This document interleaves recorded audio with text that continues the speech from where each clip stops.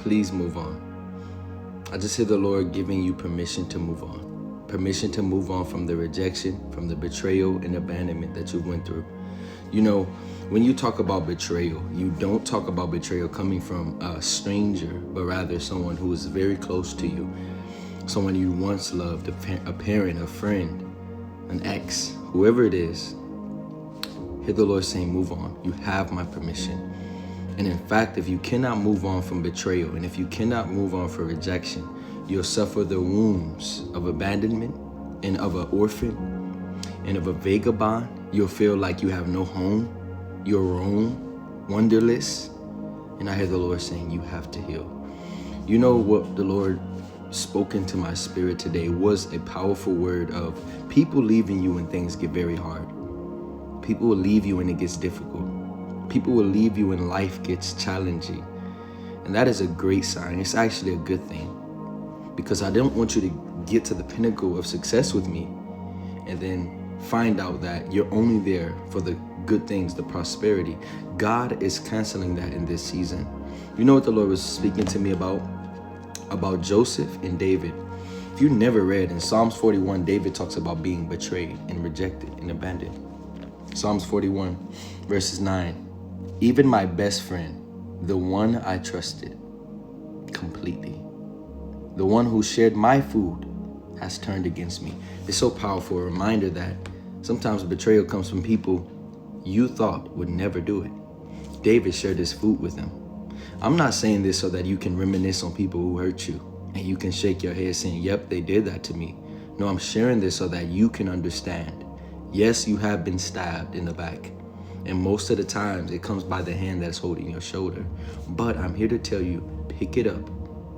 Don't let that cause you to avoid all future relationships God is bringing into your life. Don't let that cause you to stop praying and reject the correction and the counsel of God.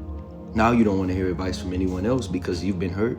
Now you don't want to trust anyone else because you've been hurt. It is time to heal.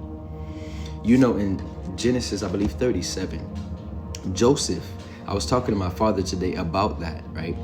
And my father carries so much wisdom. He released a word to me, and I'm going to share that with you in a minute. But Joseph, the revelation I caught, Joseph gave the dream to his brothers who envied him. He didn't know it. And he shared with them a dream prematurely. He said, your sheaf was bowing down to my sheaf. This is so powerful. Watch this. Your sheaf was bowing to my sheaf. And they said, shall we worship you? Shall we come to your feet to honor you? So they took it on themselves to attack him, to slander him, tell themselves, we got to take Joseph out. And they tried to. But guess what? The vision was actually summed up in their assaults. They put him in the ditch. They beat him. They left him naked. And he was sold into slavery, but he soon became a prominent figure in Egypt. You want to know what's so crazy about that? Here's the revelation. They soon come to him years later, bowing down to him, not recognizing that he's their brother because he looks so much different, so much better than what they left him. And they bow down to him and he's crying. Now the same dream God gave him previously is now coming to pass. The revelation is, when God gives you something, sometimes it might seem like actually something is fighting against that. God, I started to lose relationships right after you revealed to me that you're for me and that something big is about to happen in my life. But in fact, those losses were preparation for the seat that God had for Joseph. And in the middle of all that, temptation came to Joseph. In the middle of that slander and accusations in Egypt. But you gotta hold fast even when the enemy is attacking you, because he is trying to discredit what God is doing in you. He's trying to discredit your name. He's trying to discredit the authenticity of what God has made you to be. The devil knew it was predestined for Joseph. How did he end up in Egypt?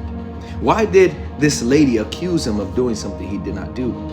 Because there was a spiritual assault on his identity, but it never worked. If you stay true to who God called you to be, the attacks and accusations cannot prosper. Now here's the word. Here's the revelation.